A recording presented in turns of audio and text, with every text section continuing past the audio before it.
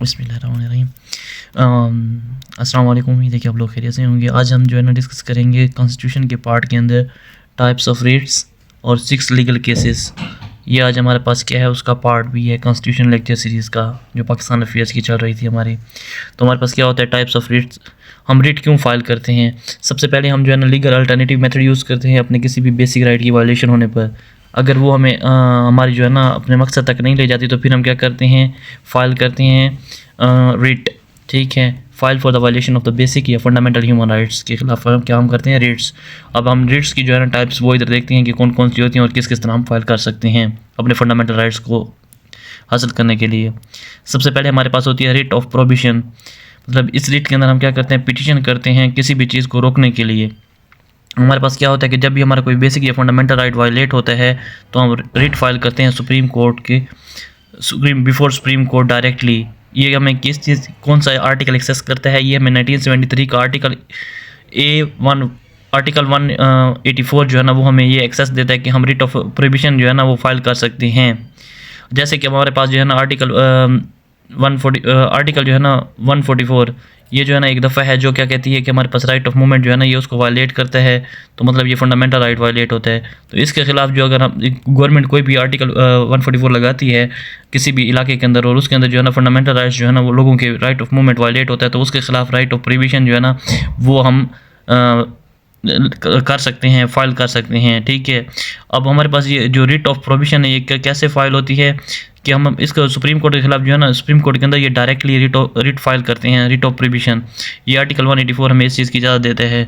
अब high court के अंदर अगर रिट फाइल करेंगे डायरेक्टली, तो उसके लिए हमें आर्टिकल जो है ना 199 वो इसकी एक्सेस देते हैं, रिट ऑफ प्रोहिबिशन।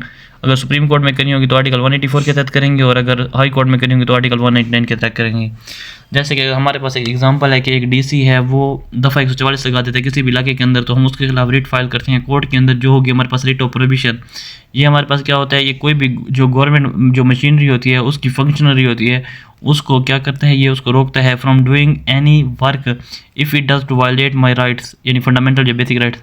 अगर गवर्नमेंट की कोई मशीनरी भी हमारे जो है ना फंडामेंटल राइट्स के खिलाफ काम करेगी, तो उसको रोकने के लिए हम कौन सी रिट फाइल करते हैं, रिट ऑफ प्रोहिबिशन। हमारे पास जो दूसरी रिट होती है वो हमारे पास क्या होती है, writ of mandamus. Writ of mandamus हमारे पास क्या होती है, मैंडामस का मतलब है डायरेक्शन। ये हमारे पास क्या दिलवाती है, डायरेक्शन दिलवाती है। अब जो एक एसएचओ है, अगर हमारे पास कोई इशू होता है और उसके खिलाफ जो एफआईआर होती है वो फाइल नहीं कर रहा, तो हम फिर क्या करते हैं, हम उसके खिलाफ है ना रिट ऑफ मैंडामस जो है ना फाइल करते हैं। जो हमारे पास गवर्नमेंट की है ना फंक्शनिंग, ये उसको डायरेक्शन देती है कि which work is not working for fundamental rights of me और अ पर्सन। अगर जो है ना गवर्नमेंट की मशीनरी मेरे राइट्स के लिए कोई काम नहीं कर रही, तो जो हम है ना रिट ऑफ मैंडामस ये उसको डायरेक्ट करती है कि तुम जो है ना ये इस बंदे की जो है ना फंडामेंटल राइट्स की प्रोटेक्शन के लिए ये वर्क करो। मतलब किसी भी चीज़ को मोटिवेट करने के लिए, जैसे एसएचओ एफआईआर फाइल नहीं कर रहा, तो हम उसके खिलाफ रिट ऑफ मैंडामस करेंगे, तो उससे फिर जो क्या होगा, ऑर्डर्स मिलेंगे सुप्रीम कोर्ट या हाई कोर्ट की तरफ से कि जो है ना तुम इस बंदे के बेसिक जो ह्यूमन राइट्स हैं वो वायलेट हो रहे हैं, तो तुम उसके खिलाफ जो है ना एफआईआर दर्ज करो। ठीक है, और इससे इंसाफ दिलवाओ। तो ये हमारे पास क्या होती है, रिट ऑफ मैंडामस होती है।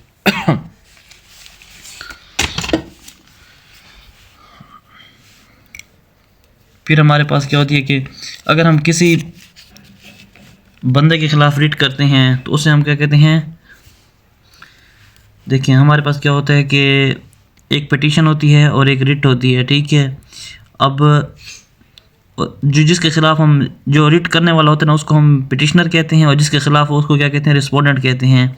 During case hearing these words are used instead of name of person.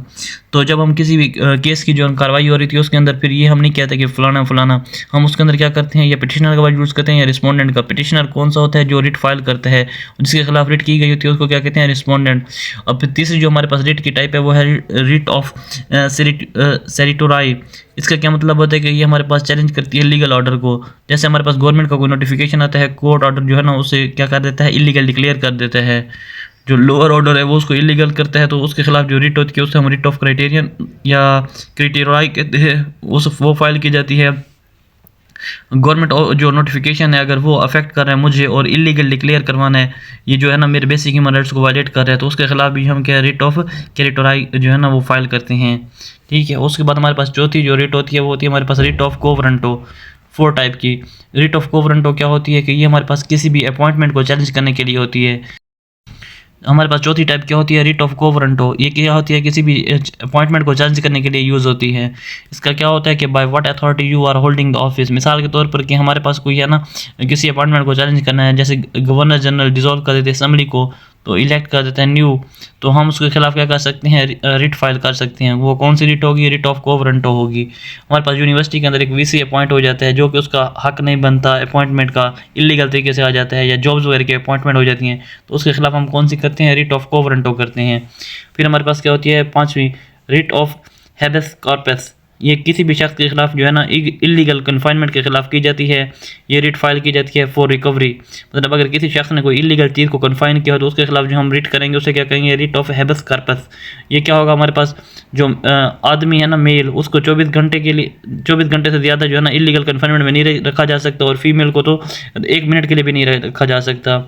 ये हमारे पास किसकी ड्यूटी होती है, मजिस्ट्रेट की। 7/24 जो ओपन होती है कोर्ट्स, जो मजिस्ट्रेट की कोर्ट्स होती हैं, वो किसी भी जो है ना जो बंदा कन्फाइंड होता है तो उसको फ़ौरन जो है ना उसने फैसला करना होता है, और उसको जो है ना पेश करना होता है अदालत में पुलिस ने।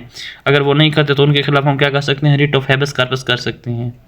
ये 5 रिट की टाइप्स थी, मैंने क्या पूछा था डिस्कस कर लूँ। Thank you.